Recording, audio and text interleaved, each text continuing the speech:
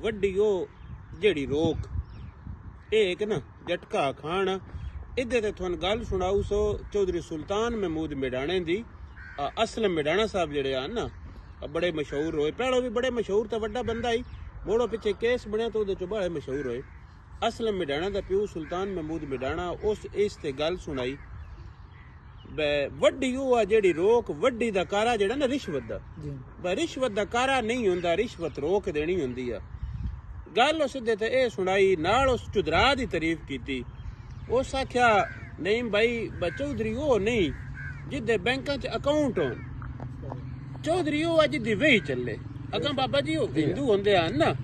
ਤੇ ਆਟੀਆਂ ਵਾਲੇ ਹੁੰਦੇ ਹਨ ਉਹਨਾਂ ਕੋਲੋਂ ਕਰਜ਼ਾ ਮਰਜ਼ਾ ਲੈਣਾ ਤੇ ਉਹ ਵਹੀ ਉਹਨਾਂ ਦੀ ਕਾਪੀ ਨਾ ਦੇਣ ਜਿੱਦੇ ਤੋਂ ਕਰਜ਼ਾ ਲਿਖਦੇ ਹਨ ਉਹ ਨਾ ਉਹ ਸੁਲਤਾਨ ਮਹਿਮੂਦ ਆਖਿਆ ਚੌਧਰੀ ਉਹ ਅੱਜ ਦੀ ਵਹੀ ਚੱਲੇ ਬਸ ਜਨ ਉਧਾਰ ਢੀ ਪਵੇ ਤੇ ਉਸ ਆਖਿਆ ਮੇਰੇ ਪਿਓ ਦੀ ਵਹੀ ਚਲਦੀ ਆਈ ਕੋਟ ਵੀ ਤੇ ਮਿਡ ਵੀ ਮੈਂ ਪਿਓ ਤੋਂ ਇਤਨਾ ਕੰਮ ਵਧਾਇਆ ਮੈਂ ਵਹੀ ਬੁਲਵਾਲ ਵੀ ਆਣ ਚਲਾਈ ਆ ਬੁਲਵਾਲ ਕਚਹਿਰੀ ਚ ਬੈ ਕੇ ਗੱਲ ਸੁਣ ਗਿਆ ਜੀ ਨਾਲ ਉਸ ਵਾਕਿਆ ਸੁਣਾਇਆ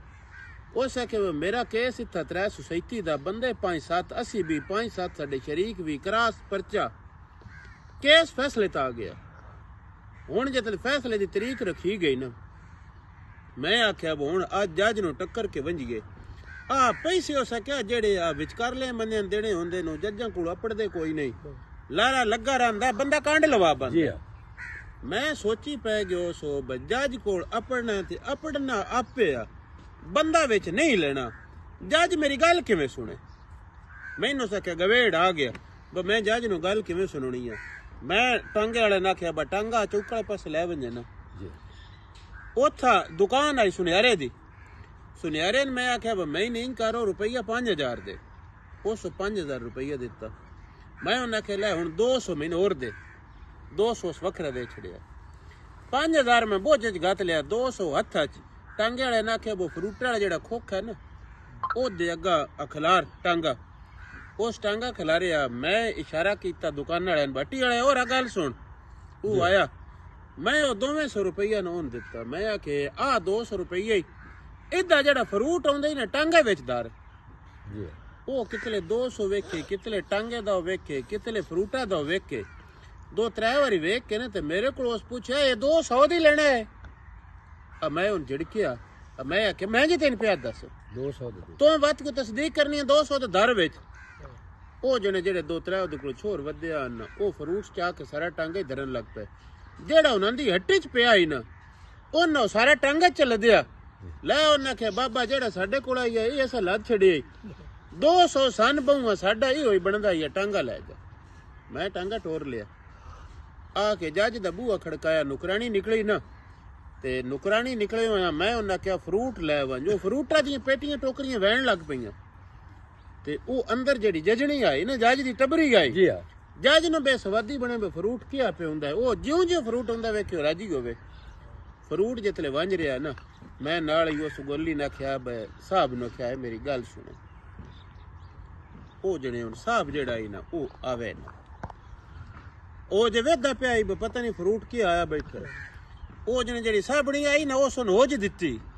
ਅੱਜ ਦੇ ਕਣ ਮੈਂ ਲੈ ਗਿਆ ਉਹ ਫਰੂਟ ਉਹ ਗੱਲ ਸੁਣ ਸੀ ਗਿਆ ਉਸ ਆਖਿਆ ਵੰਜਾ ਨਾ ਕੋ ਕਿਹੜਾ ਚੰਗਾ ਚਾਚਾ ਆਇਓ ਹੈ ਤੂੰ ਵੰਦਾ ਨਹੀਂ ਗੱਲ ਤੇ ਸੁਣ ਲੈ ਕੋ ਮੂੰਹ ਚ ਕੇ ਦਿੰਦਾ ਪਈ ਸਾਹਿਬ ਜਿਹਨੇ ਬੈਠ ਕੇ ਨਿਕਲਿਆ ਬੈਠ ਕੇ ਚਾਹ ਕੇ ਨਾ ਮੈਂ ਉਹਦੇ ਨਾਲ ਗੱਲ ਕਰਨ ਲੱਗ ਪਿਆ ਉਸ ਕੈਸੇ ਦੀ ਗੱਲ ਕਰਦਿਆਂ ਨੇ ਬਗਾਤ ਬੂਹਾ ਖੜਕਿਆ ਉਸ ਮੈਨਾਂ ਆਖਿਆ ਸੁਲਤਾਨ ਮਹਿਮੂਦਾ ਅੱਗਾ ਅਗਲੀ ਕੋਠੜੀ ਚ ਉਹ ਵਾਂਜੋ ਅੱਗਾ ਉਹ ਲੈਟਰੀਨ ਨਾਲ ਵਾਸ਼ਰੂਮ ਬਣੇ ਹੋਏ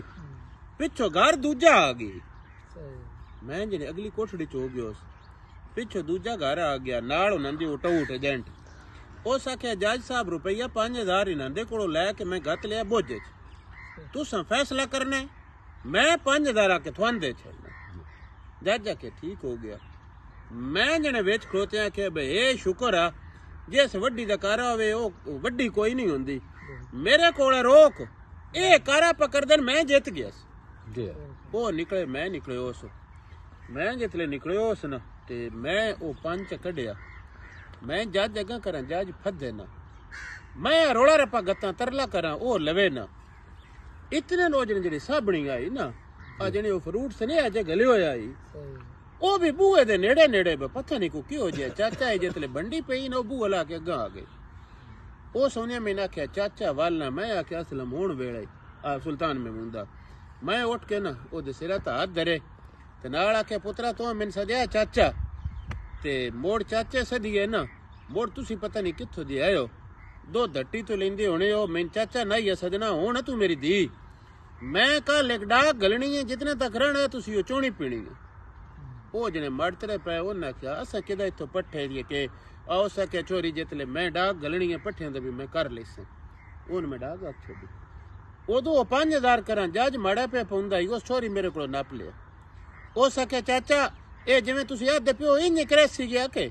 ਜੀ ਰੁਪਈਏ ਰੱਖੀ ਗਏ ਘਰ ਮੈਂ ਉਸ ਮਾ ਚੰਗੇ ਦੁੱਧ ਵਾਲੀ ਜਿਹੜੀ ਆਈ ਨਾ ਨਾਲ ਮੁਸੱਲੀ ਗਲਿਆ ਉੱਥੋਂ ਕਿਸੇ ਜਾਣੂ ਵਿਗਾ ਪੱਠਿਆਂ ਦਾ ਵੀ ਆਖਿਆ ਉਹਨਾਂ ਕਿ ਤੂੰ ਉੱਥੇ ਹੀ ਰਹਿਣਾ ਜਿੱਥੋਂ ਪੱਠੇ ਲਿਆ ਟੁੱਕਰ ਉੱਥੋਂ ਖਾਣੀ ਦਮੀ ਜਾ ਕੇ ਡਾਗਾਂ ਪੱਠੇ ਗਾਤੇ ਉਹਨਾਂ ਨੇ ਡਾਗ ਅੱਪੜ ਗਏ ਰੁਪਈਏ ਡਿੱਪ ਗਏ ਅੱਗੋਂ ਤਰੀਕ ਆ ਗਈ ਦੂਜਾ ਘਰ ਬੜਾ ਫੁੰਡਿਆ ਹੋਇਆ ਉਹਨੇ ਇੱਥੇ ਨਾ ਬਦਾਈ ਦੱਸਿਆ ਕੀਤਾ ਬਜਾਜ ਨਾਲ ਰੁਪਈਏ 5000 ਦੀ ਗੱਲ ਹੋ ਗਈ ਆ ਸੁਲਤਾਨ ਮਹਿਮੂਦਾ ਦੇ ਜਿਤਨੇ ਸੰਗੀ ਆ ਮੈਂ ਸਾਰਿਆਂ ਨੂੰ ਬਣਾ ਛੱਡਣਾ ਅਸੀਂ ਬਰੀ ਹੋ ਗਏ ਮੈਂ ਜਿਹੜੇ ਸੰਗਾਂ ਦੱਸਾਂ ਕੋਈ ਨਾ ਹਾਲਾਤ ਵੀ ਨਹੀਂ ਕਰੀ ਦੀ ਜੀ ਮੇਰੇ ਸੰਗੀ ਬੜੇ ਮਾੜੇ ਪਏ ਹੋ ਵਹਿਣ ਲੱਗੇ ਉਸੇ ਮੈਂ ਆਖੇ ਲੇਲੜੇ ਵੀ ਦੋ ਨੱਪ ਲਓ ਉਹ ਆਖਣ ਉਹ ਤੇ ਸਾਨੂੰ ਨੇ ਡੱਕਾ ਚਾੜ ਛੱਡਣਾ ਲੈ ਕੇ ਕਰਨੇ ਨੇ ਮੈਂ ਆਖਿਆ ਨਹੀਂ ਹੈ ਨਾਈ ਵੀ ਲੈ ਲਿਆ ਲੈ ਵੀ ਲੈ ਲਿਆ ਉੱਥੇ ਜਾ ਕੇ ਡੇਗਾਂ ਧਰ ਦਿੱਤੀਆਂ ਜੱਜ ਉਡੀਕ ਕੇ ਫੈਸਲਾ ਰੱਖਿਆ ਹੋਆ ਉਹ ਜਣੇ 3:30 ਛੁੱਟੀ ਦਾ ਟਾਈਮ ਆਇਆ ਜਿਤਲੇ 3 ਹੋਏ ਨਾ ਉਸ ਪੁਕਾਰ ਕੀਤੀ ਅਸੀਂ ਪੇਸ਼ ਹੋਏ ਸੇ ਹੋ ਸਕੇ ਸੁਲਤਾਨ ਮਹਿਮੂਦਾ ਤੁਹਾਡੇ ਮੈਂ ਸਾਰੇ ਬਰੀ ਕਰ ਛੱਡਾ ਜੀ ਦੂਜਾ ਘਰ ਜਿਹੜਾ ਉਹਨੂੰ ਸਕੇ ਤੁਹਾਡੇ ਮੈਂ ਸਾਰੇ 7-7 ਸਾਲ ਬਣ ਛੱਡੇ ਉਹ ਡੱਕਾ ਚੜ ਗਏ ਅਸੀਂ ਡੇਗਾ ਅੱਗਾ ਚੜੀਆਂ ਪਈਆਂ ਉਹ ਤੋਂ ਖਾਦੀਆਂ ਤੇ ਮੁੱਛ ਚੁਪੜਨ ਦੇ ਘਰ ਆ ਗਏ ਉਸੇ ਗੱਲ ਪਿੱਛੋਂ ਸੁਣਾਈ ਵੱਡੀ ਦਾ ਕਾਰਾ ਕੋਈ ਨਹੀਂ ਜਿਹੜਾ ਪਹਿਲੋ ਦੇ ਵੰਜੇ ਉਹਦਾ ਹੋ ਗਈਂਦਾ ਇਹ ਉਹ ਬਾਬੇ ਦੀ ਗੱਲ ਆਈ ਵੱਡੀ ਉਹ ਜਿਹੜੀ ਰੋਕ ਅੱਜ ਸਾਡੇ ਪੈਰੇ ਭਾਈ ਹਨ ਨਈਮ ਭਾਈ ਸਿਲ ਵਾਲੀ ਤੋਂ ਹਨ